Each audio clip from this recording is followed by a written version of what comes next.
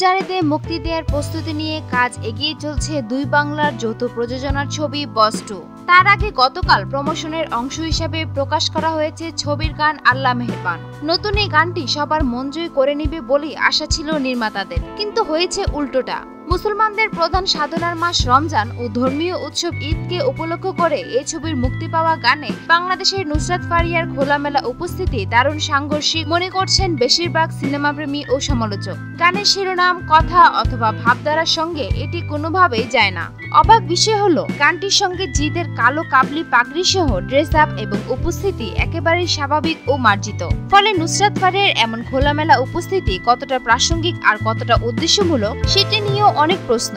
যদিও ফারিয়ার ভাষ্য বেশ ডিপ্লোম্যাটিক, তার মধ্যে সমালোচিত বলেই আলোচিত।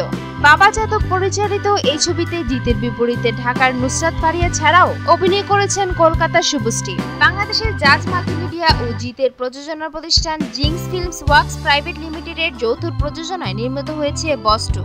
সুপ্রিয় দর্শক, বিনোদন জগতের আরো নিত্য নতুন খবর জানতে আমাদের চ্যানেলটি সাবস্ক্রাইব করতে ভুলবেন না। লাইক, কমেন্ট, শেয়ার করে আমাদের সঙ্গেই থাকুন। ধন্যবাদ।